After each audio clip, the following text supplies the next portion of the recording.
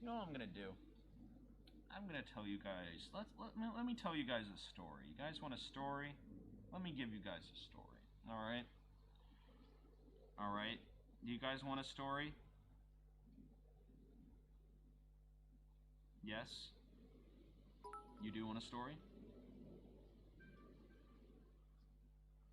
Why am I just getting a call? I do not know why. Okay. Anyway. Let me tell you guys a story. So there once. Okay. There once the year is like 1978, right?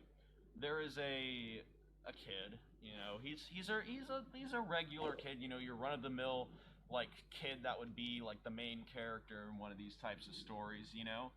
So you know, the year is like that. It's like sometime in the 1970s, right? This is a kid, probably about 15 to 16, right?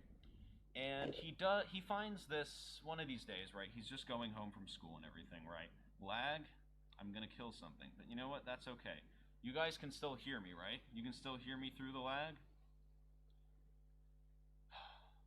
right?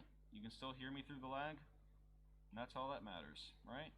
So basically, right, kid in the 1970s, on his way home from school one day, he finds a box. Now, this box was interesting. It had some symbols on it. I mean, it's just like you would think it's like an ornate kind of thing that like is used to hold like these like random stones, you know, that you would like find in like your grandmother's house or something. You know, you would open it up and you'd find like stones or rocks or whatever. This one had like a nice little lock on it, you know, and he was, you know, kind of confused about it. But I mean, if you find a locked box, right, you're gonna take it and you're gonna figure out, try to find out what's inside and everything, right? But the thing is, right, he didn't really have any methods of unlocking the box, right? His parents didn't let him go towards the tool chest or anything, so opening it up by brute force is, well, just not going to work. And obviously, there's no way that he can find the key because, well, it's just a random box now. The interesting thing is that he would just keep it right next to him on his little bedstand while he was going to sleep every single night. And, well, little by little, he started to notice just different things. You know, he would wake up, the box would be a little bit, you know, rotated sometimes, but he would just think, oh, I just probably put it like that before I fell asleep. You know, pretty run-of-the-mill stuff, right, chat? Right. So basically, right, he has this little lockbox. Doesn't think much of it. Then one night, he goes to sleep, and then wakes up. Except, can't really move all too much. Now, he had known about sleep paralysis and everything, and he was aware of it, so he was just like, kind of like, oh, okay. You know, this is just one of those things where it kind of happens. So, he didn't really think much of it. Then he looked to his left, looked to his right, his eyes could still move and everything. He seemed to be okay. Didn't really think much of it. Then he woke up, the box was still there. So, this continued to happen, though, more and more frequently. He would wake up, so to say, but not be able to move every single time. And he didn't think much of it because he had experienced sleep paralysis before in the past. Now, one night, it was a little too hot, you know? It was a little too hot in his room, so he decided to sleep without his covers, you know?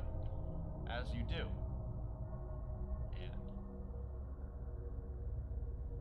that day, when he woke up and was in the state of sleep paralysis again, he always thought that it was because it was sleep paralysis was the reason why he was not able to move. But the real reason why he was not able to move was because there was an open box on his chest and chains around his wrists and legs. He was stuck there. Now, obviously, when you're chained down to a bed with an open box in front of you, you scream. Hey, look at that high-waisted man. He got feminine. But when he screamed, all that really came out was just a nice little music box melody. And he noticed ballerina in the box, slowly spinning. Except it was no ballerina. It was him. The box was meant for him.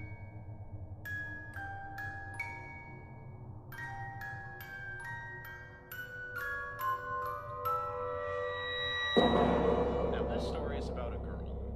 She is their average run-of-the-mill kind of child, you know. Doesn't really have too many friends, but hey, it's the 80s, you know. Not really too much happens. But she kind of just like, you know, had her schoolwork and everything. She got her schoolwork done. She was a very nice student.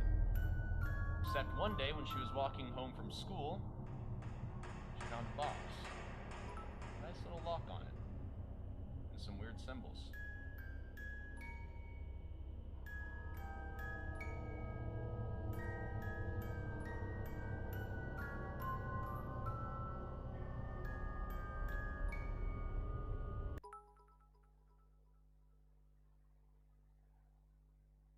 Alright, what do you think about that one, chat?